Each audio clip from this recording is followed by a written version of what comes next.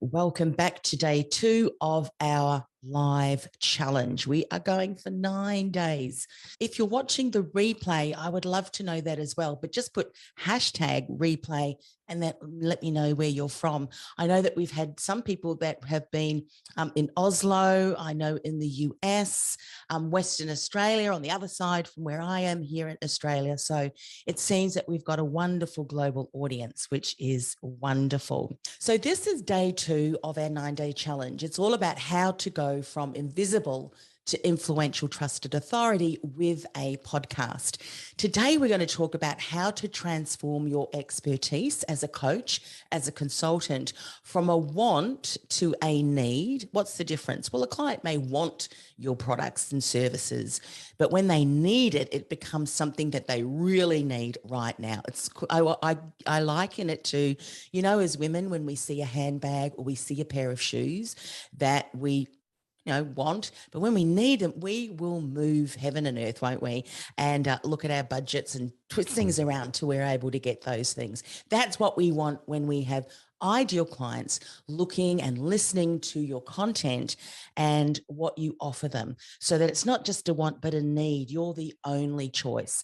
And as we said here, from an overwhelming number of choices to becoming the only choice, while also having a binge listen or worthy podcast that positions you as a trusted authority to your ideal client, and they want to work with you.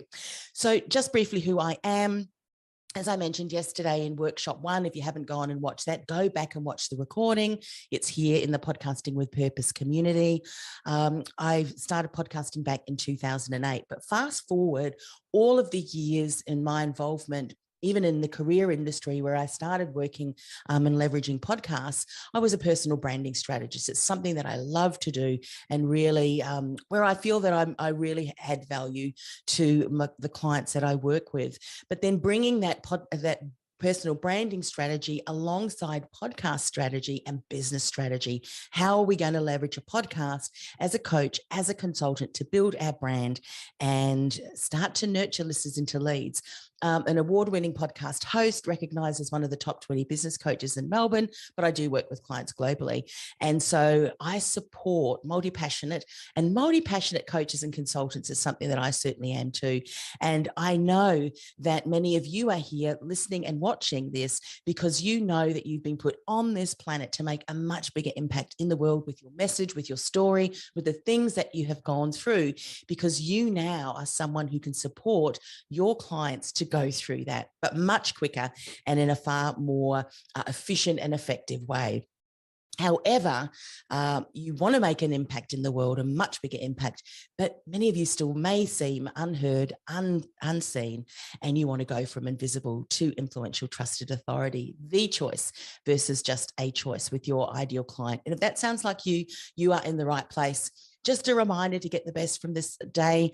Turn off all of the distractions, your phone, all of that, and just be present. I'm going to try and keep this to an hour. Got a lot of content again today, but if you haven't already got the workbook, industrythoughtleaderacademy.com/invisible to influential, go and download it from there.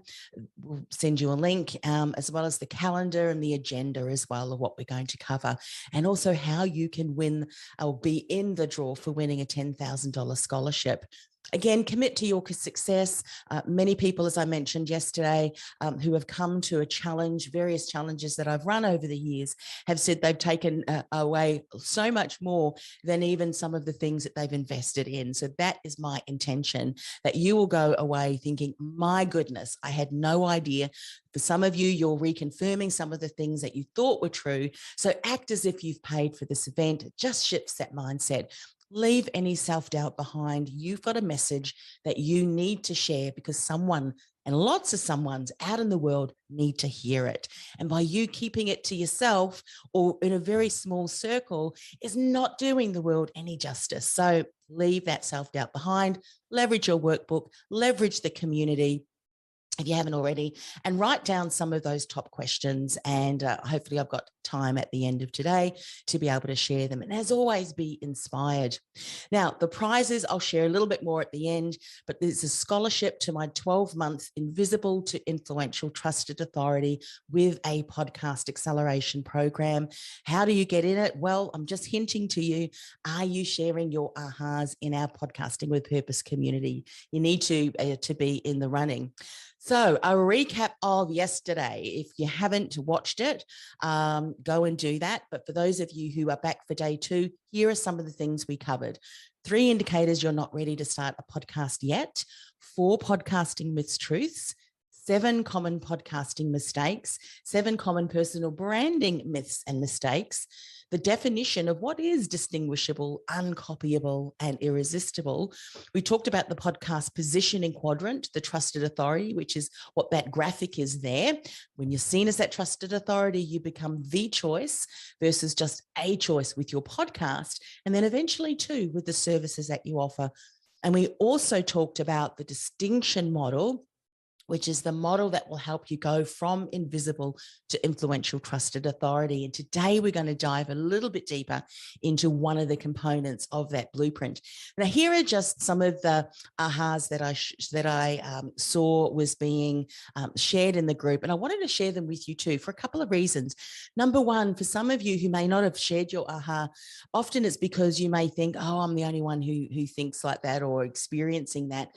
And I want you to realize that you are one. And this is for me too, a reminder that the things that we are experiencing, and as we're not getting out there and sharing our message, many others are experiencing as well. So you're certainly not alone. So Laurie, I mean, she is just a gun. I cannot wait for her to launch her podcast. It's so needed out in the world. And hers was really to tap into her brand archetypes. She says, I think it will really help me pull my focus into line when it comes to tapping into the emotions of my ICA. Absolutely. And she's actually going through the 90-day sprint idea to launch your podcast right at this moment. So it's great that she could follow along. Karen says, there were a number of great takeaways. My first one was probably don't get focused on getting large numbers, focus on reaching the right people who need you. This is huge, huge, because if you try to be all things to all people, you often nothing to no one, because your message is too broad and not really focusing on your ideal clients' issues, problems, challenges. So Karen, that is a huge aha, and I'm sharing that as a way to emphasize to others, you need to get clear on that first. Nejat said, my aha was actually getting present to the fact that clarity about brand as a business is important before starting a podcast. I knew it, but it came again as an insight. Absolutely, because your brand and the brand experience, as you bring that to life as a podcast host, whether you're sharing a solo show or whether you are, interviewing guests, the experience that you create for your guest, for the listener, for your audience, is what's going to make the difference. You could be sharing the same topic as many other people who've got podcasts, but the reason that your podcast is the first podcast that people listen to is because you have this experience that you create that people just love listening to you. Let me share an example while I'm checking to make sure that I am actually live. Yes, I am in the group. So I asked my community over on LinkedIn and shared a little bit of information around, people come for the topic, they return for the host, and about creating that listener experience, that unique and uncopyable experience through knowing your brand and who you want to be. And a lot of times it's getting clarity on who you are already and bringing that forward with far more intention and courage. It takes courage, doesn't it, to step out and share. And one of the people who commented back, and I'm so glad he did, because it really validated what I was seeing and what I thought was really happening. And he said that he's an avid subscriber to many other podcasts, and often if he has 20 or so minutes to listen and catch up on a show, what he'll do is he'll grab his smartphone, he'll scroll through some of the podcasts who have released most recent episodes, and he'll often go, oh, I like the way that host engages and shares, and I'll listen to that one. And so he said, I never really thought of it that way, but it's true. I selected that particular host because of the way that they approached the topic and just who they were. So that's really important. And it's all about that personal brand. And of course, your brand as a business. Belinda says, my takeaway was the comment, they come for the topic and they return for the host and me, making it important for me to share me, be it my stories, my tone, and letting my personality show up as I talk. I find this a challenge, but your statement gives me purpose to overcome hiding behind a message and just being about my topic. Belinda, yes, yes, yes. And you know what? As I mentioned earlier, it takes courage, doesn't it, to step out and be you. But I tell you what, you may be the breath of fresh air that your ideal client is looking for, waiting for. It may even be to the point where you're the breath of fresh air that your industry is looking for and waiting for. Because, and if the last 2 years has not created this a need to reinvent, redefine many approaches and certain things. Now is such an important time to get out there, and your ideal client, your community, the tribe, whatever you want to call it, will resonate with your message. And the amount of times that I've heard people, even not sharing a podcast, but sharing content, the feedback that they got and the relief, if you will, of their ideal clients that said, I was waiting. I'm just so glad you shared that story. So I hope, Belinda, that gives you, gives you that impetus to go, you know what? This is it. I need to get out there and share my message. And Anne says, my takeaway from listening to you was becoming even more conscious that part of the reason why I'm not starting with podcasting, which is that I find it a challenge to know how to structure the content and what to include. That is another really great because what that does, and you know, if you go back to yesterday, workshop 1, where we talked about maybe you're not quite ready to launch a podcast. And the first was around that message, wasn't it? And around where do you want to position yourself as that trusted authority? What are some of those topics and themes that you really want to speak about? We're going to talk a little bit about that today when we move forward into one of the components of the Distinction Blueprint. But these are some great ahas. If you're still catching up on the workshop, still go back to workshop 1 and let me know what that aha is, because it just validates that. There's something about documenting something that just emphasizes that in your mind. So there we go. Let's dive into the distinction model, but particularly today, the message. The message is so important. And as we identified with some of the ahas, it was around that message that really was important and some of that aha. So let's talk about this word authenticity, which many of you have probably heard over the last number of years about, oh, be authentic this and be authentic that, to the point where authenticity and people talking about being authentic when they were anything but, it became almost like this buzzword. But I say, as a personal brand strategist, who, by the way, we talked about archetypes. Laurie said her archetype. My very first archetype, my leading archetype is explorer. And explorer is all about seeking the truth of who we are and what we stand for, what makes us us, tapping into your purpose, your calling, whatever you want to talk about, whatever you want to call it. So the explorer is all about finding that authentic pathway. Who are you? So when I hear the word authenticity, to me, it lights me up, because that's what my purpose is all about, helping others to discover what their purpose is through their authenticity. And so authenticity, or their authentic path forward.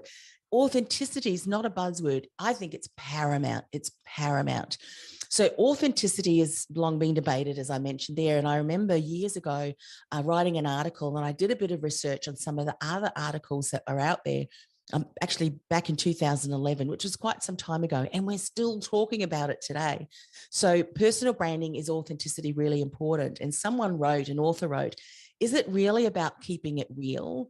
What if keeping it real for one particular person means being rude and obnoxious? Because that's kind of what authenticity is for them.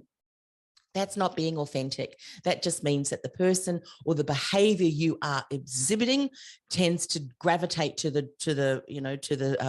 being rude and obnoxious. And I think that they just need to change their behavior a little bit. So it doesn't mean being angry, being whatever, even an emotion. It's not, that's not authenticity at all. So keeping it real, if you've got a reputation for being rude and obnoxious, that's not what I'm talking about. And I'm not talking about faking it either, faking it till you make it. What does it mean if someone doesn't necessarily have the ability to be empathetic? Can you fake compassion and empathy? This is what a writer was asking.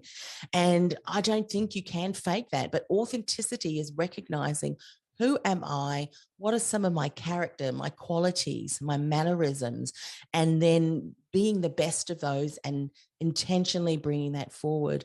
So when you hear the word authenticity, don't let your eyes glaze over or roll, oh, yeah, I heard that, people talk about that. It's not really important. It actually is. It just means if you're not sure who you are and some of the key things that really stand out for you, and what makes you need to dig a little bit deeper. So wanted to share that. Okay, so less is more when it comes to your message. This is actually, I think I've slipped a slide. Here we go. This is when it comes to your message, less is more. And the first less is more that I wanted to talk about, especially when it comes to coaches and consultants, because this is something that I often see, is that we overwhelm our clients with our content, or our community and our audience with our content, because we want them to know everything that we know, because we've done a lot of learning. Many of us are avid learners. So we've learned a lot of different modalities and ways to support people. And so what might have taken us 12 years, 15 years, 20 years, whatever, your life's journey, you don't and cannot expect to share that all in one 20-minute podcast or in one article. And so whilst we may be well-meaning in sharing as much as we can to support clients, it actually overwhelms them.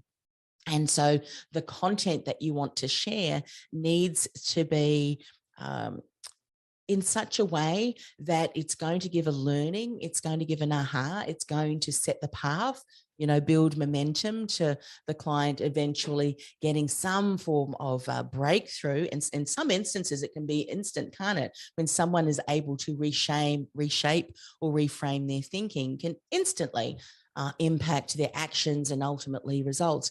But we don't want to overwhelm. So just be mindful, less is more. Don't overwhelm your clients. Similarly, don't underwhelm people. And this is where we may be sharing the same old as everybody else is doing. If you're continuing to share a similar message that everyone else is sharing, what makes you unique and uncopyable? That just means that you've got to dive a little bit deeper into your story, the learnings. I mentioned yesterday with the distinction blueprint, what are your methodologies? And we're going to talk about that a little bit more tomorrow in tomorrow's workshop. But don't underwhelm by regurgitating the same information. You want to make sure that you spend some time in really identifying what are some of your core principles, some of your teachings, some of your methodologies, even if you are certified in a specific modality or even in a coaching program that many others are as well. I know many coaches do that. You become certified in a specific program, and you're now able and licensed to be able to deliver that.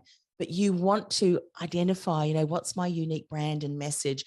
What is different about me and all of the other hundreds, if not thousands of other coaches who are also certified in that particular modality or coaching program?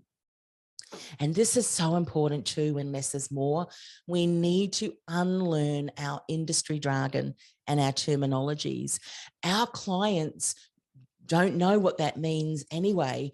And if we continue to use terms that we use in our coaching industry, what are some of the ones that I've just seen recently? Rewire your brain. like that to us, rewire your thinking, there are some other ones that I think of, I'll share. To us, it's just normal. It's like, oh, I know what that means. Yeah, when you change your thoughts, change your behavior, change your results. But to clients, ideal clients who have no idea about the mind and, all of the things that impact our thoughts and so forth, they have no idea. So we need to bring our message across in words and language that they resonate with.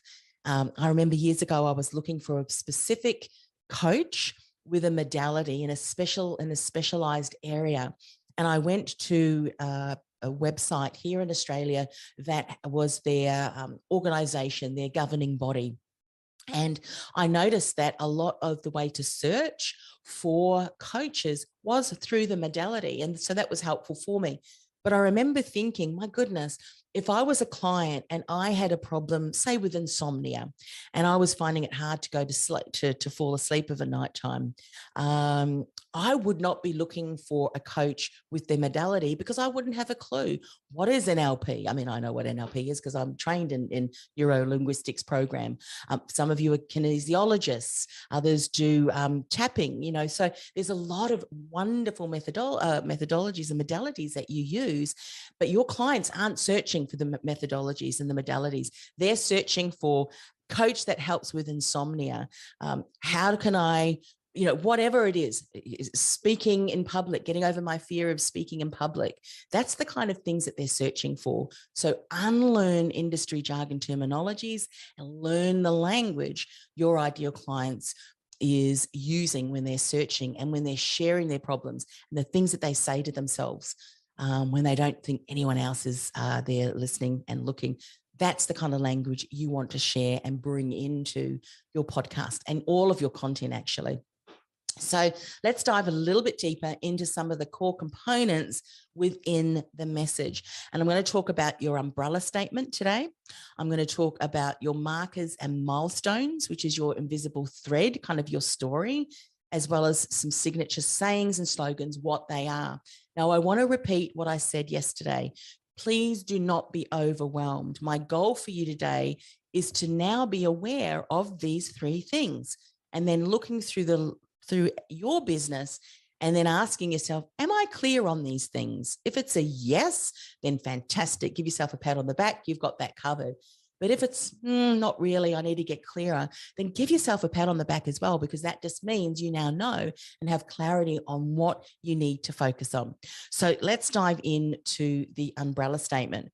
And so what if, and I love these what if statements because I resonate with all of these. This is me. You've got numerous modalities that you can use with clients. You've got a toolkit full of tools and different techniques. I remember when I was doing my counseling diploma, and we were learning about all these different modalities.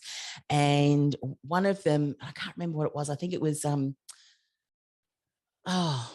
self-centered. I think it was self-centered. Self-centered sounds so horrible. Maybe I've termed it wrong, but it was around self-centered counseling, where you allowed the client to really direct the whole coaching, the whole counseling session.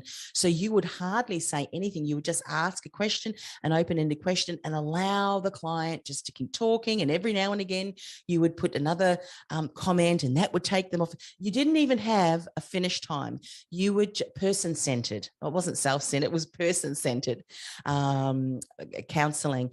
And I remember thinking, oh my goodness, that is not one that I really can use. I can use different aspects of what we were taught, but I certainly would not resonate with being a person-centered coach, because I'm too much of results, too much on let's just help you shift through that. It's almost like, when you can't help yourself from kind of getting in there because you can kind of see that nail sticking out of that person's head.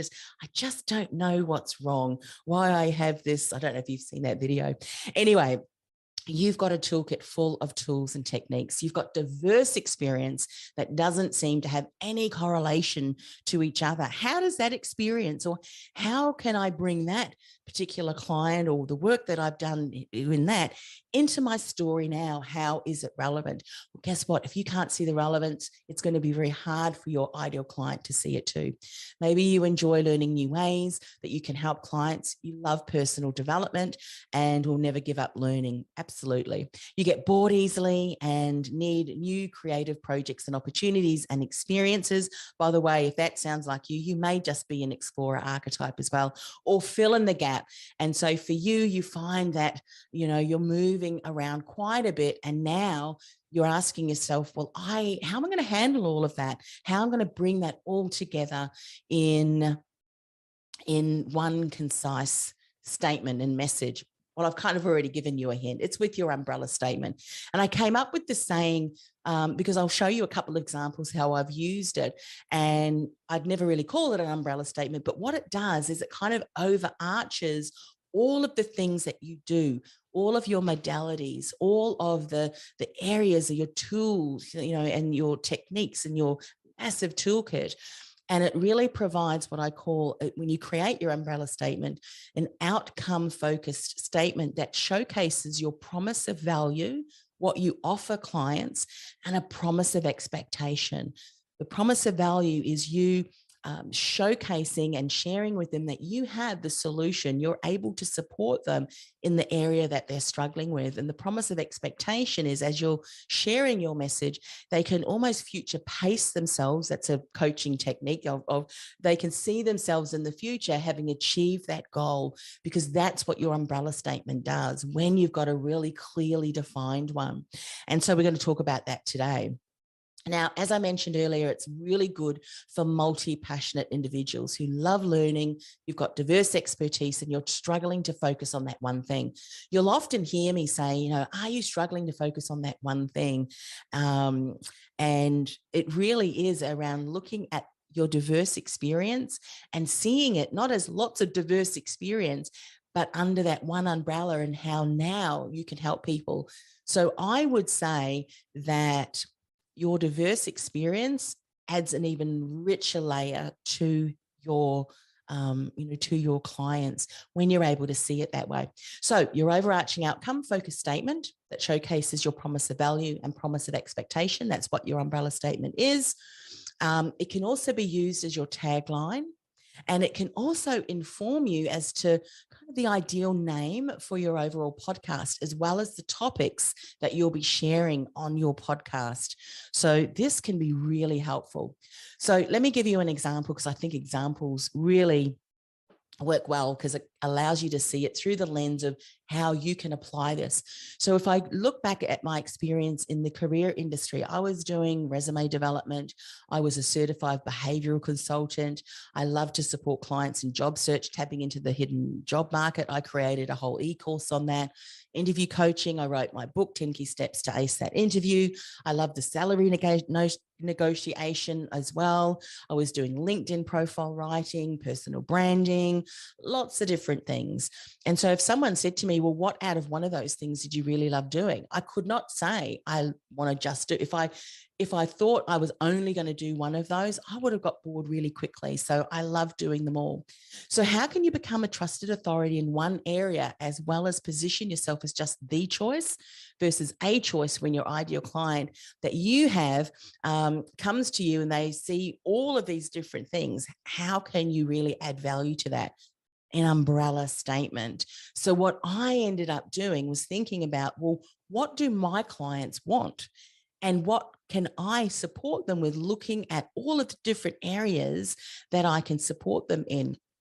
So what I did was I kind of made an umbrella statement, or created one, that allowed them to see the journey through their career. So getting noticed, which was the resumes, it was their LinkedIn profile, everything around the personal branding, their documentation that they needed to have in place to help them stand out in front of ideal decision makers to get that interview. So getting noticed, that was that component. Getting hired was the interview coaching. What else?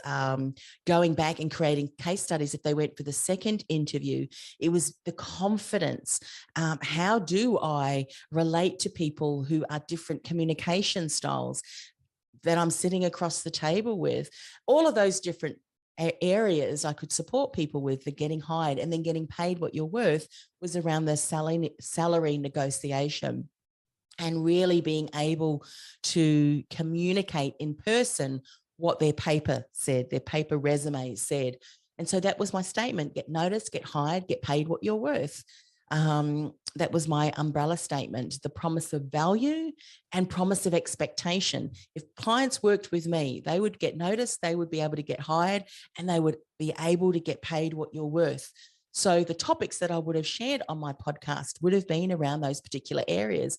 But I would have said, so to help you get noticed, get hired, get paid what you're worth, we're going to talk about today the get paid what you're worth aspect, because you could get in front of an ideal decision maker with your ideal role, but if you're not able to negotiate a win-win salary, then you might end up being in a role that you love, but feeling very underpaid and undervalued. And there's nothing worse, is there, as a coach or a consultant, feeling that the work that we're doing is undervalued and we've undercharged. Similarly in the career industry as well. So this is a lesson that we can learn too from the executive realm. So you can see that it would have informed, and it did inform, as to all of the different topics, but I was able to share it under that one umbrella. So now if I look at another example with my work with entrepreneurs, these are all of the things that I can help them with: personal brand, and I do, from my career days, communication and negotiation from my career days, understanding themselves and others from my career days and the certifications that I did there, and with being a certified brand archetype consultant too, in the area of marketing, in the area of money mindset, because I know that I can support my clients in positioning themselves with incredible content, but unless they have the right mindset to charge what they're worth, they're still going to undervalue and undercharge. So I love that area too: mindset, NLP and other coaching modalities, many other certifications, and of course podcasting, 13 years, and a lot of things that I've done. And I've looked back on the area of podcasting, I've used some of those things that I've learned, that we learn. Many of us have probably got similar skills. But what I've done is I've looked at those skills under the umbrella of, well, how can I relate this to podcasting? How can I add value in that particular area? So for some of you, it's going back and looking at, well, what can I use? And then really hone in an area that no one else really is speaking about, or very differently, bring a unique spin to that, go deeper in a certain area. But then looking at, well, how can we put this together? And for me, putting it in one particular statement was really around building your reach, building reputation, and your revenue by nurturing listeners into leads from your very first episode. And now, of course, it's going from invisible to influential, trusted authority. And so again, I hope through sharing that example, you can then now go and look back at what you've been doing and start to pen your umbrella statement yourself as well. So the next, let's dive in. I'm just doing a check on the time. Good timing. Is your invisible thread. And this sits under the umbrella statement. Actually, it's a number of different things there. Your invisible thread, which is really your markers and milestones. What are markers and milestones? I'm glad you asked. So markers, these are significant events. So challenges, problems, things that you've struggled with or had to overcome that you've faced, that you've had to overcome by creating new ways or innovative methodologies or a set of unique steps, which you now teach your clients. So your signature system, when you put it together. Now, it doesn't mean that you need to completely reinvent everything that your industry is doing. You don't have to do something that vast. It's just doing something differently and a different approach, but that's going to allow your clients to get to their outcome quicker, whatever the outcome is, and whatever way in which you deliver it. And so often we don't recognize these markers as being significant. So that's why I'm sharing it with you today. Some of the significant events that you have gone through, when you spend a little bit of time just sitting with them. Like one of the significant events for me was that time I went through my worst business failure ever, and I started Women in Leadership podcast and got those 2 4-figure clients accidentally. Now, I didn't recognize that that was a significant marker for me till many years later. And then I thought, that's actually quite relevant and quite important for me to include in my story. So here's what you do need to think about when you're looking at your markers. They have to resonate with your client, and they must validate and answer the question, why you and why now? And so that's really important when you're thinking about your market, these significant events. And I tell you, if you're a person who spots typos, you're probably looking at that. I'm going to change that after today. But anyway, so that's what a market is. What are some of the significant events that you have gone through? Start documenting, and that's basically what I say to clients. Document them all, and you might have a huge list. Then go through and really see, what out of that is relevant with my ideal client, resonates with them. And when I look at what I support clients with, what of those markers mostly validate and has more weight, if you were to score them from 1 to 3 as a must importance, they must validate, why and why you and why now. That's a marker. A marker in the career industry would have been to build some rapport with clients who are confused about their careers and unsure what their dream job is. So when I look back at one of my markers, and this is true, by the way, I fell off my horse and I got concussion. And that led me to where I was today, helping people find a career that they loved. Because I remember when I fell off my horse, I couldn't concentrate, couldn't think, I had headaches. I've lost my memory, actually parts of my memory. So I spent over 6 months going to hospital to retrain my brain, kind of thing. They were doing some work, the doctors then, about retraining your brain with memory. So I would get picked up by ambulance for 6 months, went to a hospital, did all of these exercises, and slowly recovered. And so that event had always caused me to kind of think, if that accident didn't happen, would I still be in the career that I am today? Because my pathway kind of wound all over the place. I always wanted to be a teacher, and my entire family is teachers, from kindergarten teacher all the way through to professor. And because of that accident, I wasn't able to go into teaching. But fast forward now, I'm so glad, because I realized that I'm an introvert, and a room full of children would have worn me out in the first week, I'm sure. Okay, so that was an example of a marker. What are some of yours? Now, when we're talking about milestones, these are the successes and achievements that have come about through you addressing that challenge and using your systems and the steps that you will now teach clients. And they have to be relevant to your ideal client that want that outcome as well. And they must validate your teaching and your methodologies and be positioned uniquely from everyone else in your industry. Now, when you look at that, you're probably thinking, how do I know all of these things? They're there. It's just there. Then, obviously, if you're struggling to get clarity, then you're in the right place, because this is exactly what I love to support clients in recognizing and then creating these stories. So if I think of the story that I just shared in the career industry, some of the milestones was that I went back to night school, and I was going to then go to university to do my teaching degree. But my mother then suggested that I could do some part-time work to get a little bit of income whilst we waited for the new year. And then I would go back and redo that whole year again. But I ended up in a couple of jobs, and then my mother said, well, why don't you then go just get an office job and then wait till the new year? But that office job, I absolutely loved. I ended up getting, by the way, 2 pay rises, which I didn't tell my mum, because I thought, if I tell my mum, she's going to put my board up. But, my employers, my bosses were so impressed with the work. They said, oh, we just have to increase your salary because you're doing way more than we thought. And it was a job that I absolutely thought that I wouldn't enjoy, and I did. And it kind of led me on the path to where I was, helping people with careers. And I realized, looking back, that I was definitely in the right place. And I shared that story because, so often my clients hated their jobs, and it unfortunately tarnished the entire way that they looked at their work. And when we unpacked it, they realized that actually they didn't hate the job at all, but it was just this particular component, or when this happened. And so I'm sharing this because when you start to explore your experience and your stories and your journeys, that invisible thread will start to appear and be quite no longer invisible. And that's the kind of stories that you want to weave.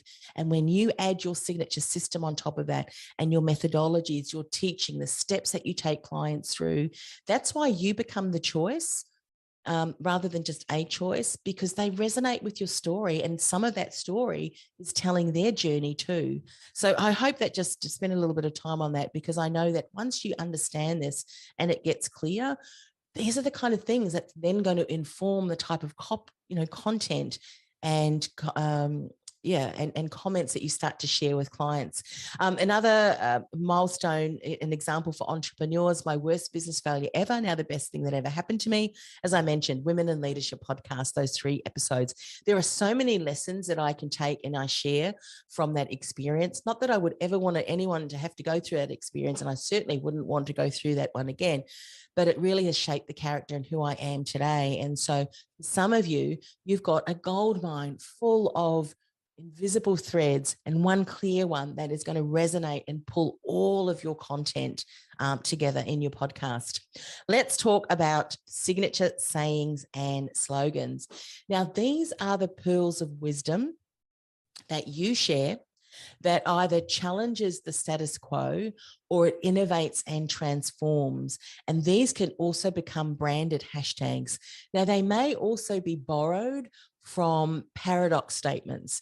And as we know, paradox are kind of short statements that have for the shortness and the simplicity, they have a powerful punch packed behind them in their aha. Like, for instance, that less is more.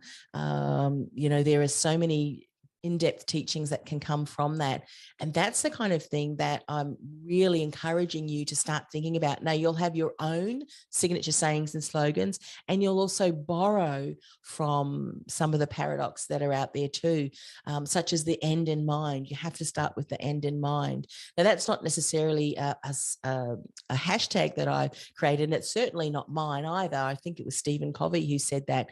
But I borrow that because I know that it is so important for you to have an end in mind as far as your brand and your positioning and your message and all of the things that we're talking about in these first early days of these workshops, because it's going to inform what your robust podcast strategy is going to do as you layer that on top. So for me, a couple of examples, the message before microphone. You would have heard me say yesterday, because you cannot edit and mix compelling content from fluff and banter, even if it was recorded on the most expensive microphone on the market. I also have another one, Podcasting with Purpose. That's actually a name of my program, actually, that overarches. We are podcasting with purpose, with intention. That's why we spend so much time looking and unpacking at the message, at all of the different things. And in coming days, as I continue to share as well, it's all around podcasting with purpose. It's intentional. It's not just getting a microphone, plugging it in, and then having a casual chat, unless, of course, that is your overall strategy and intention. But I know as coaches and consultants, we want far more, don't we? We want the success, significance, and to make a much bigger impact in the world.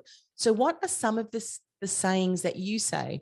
What are some of the slogans that you might say that can very much be woven and just bring that extra layer to the content that you're sharing, that you'll become known for that? That's the kind of thing that I'm talking about when we're talking about signature sayings and slogans. So start thinking about those.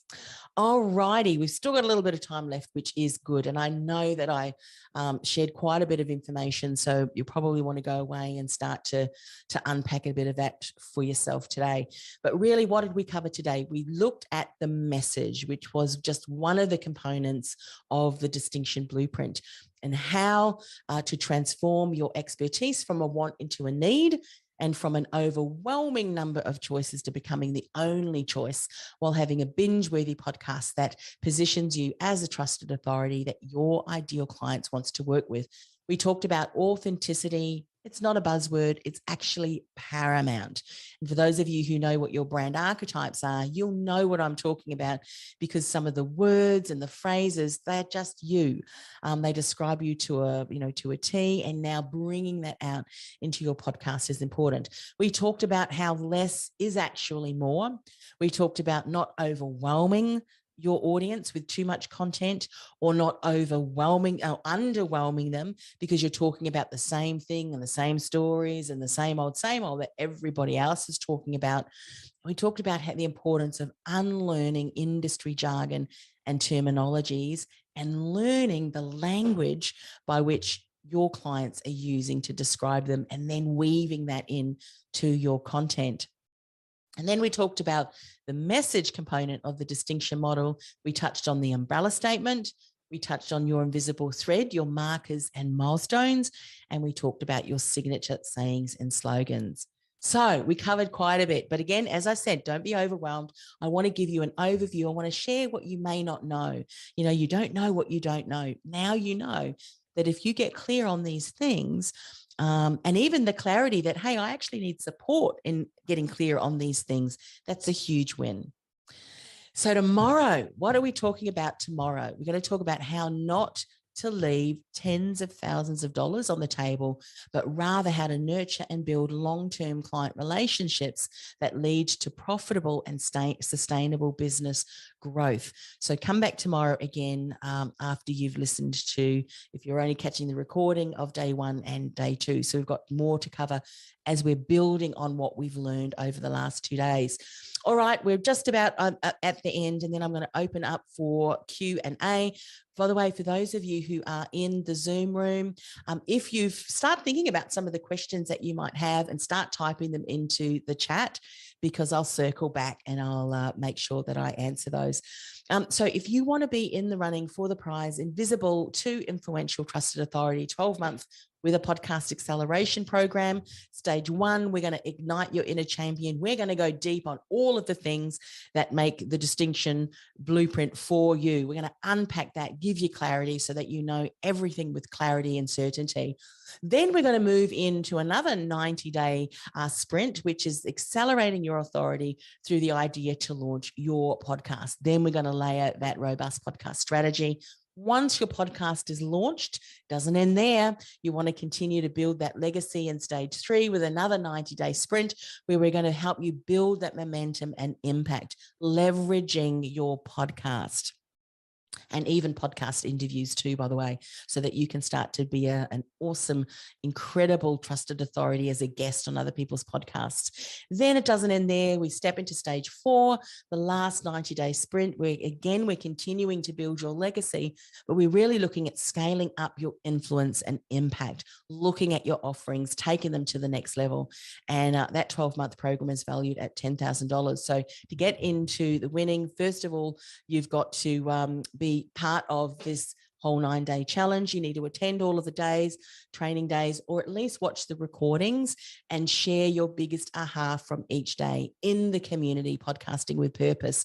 There's the link, podcastingwithpurpose.com/community. There are different posts with a graphic that says workshop 1 aha, workshop 2, and there'll be those graphics there, so you'll know exactly where to put that aha and share that. Now, there have been some selfies with workbook. By the way, the selfie doesn't necessarily need to be your face. It can be your computer and just holding up your workbook, and then you just share that across social. Yeah, that's how you get to enter. And if you want to know a little bit more, industrythoughtleaderacademy.com/win is where you can find out a bit more. Just recaps what I've just shared with you. But the winner will be announced later this week on our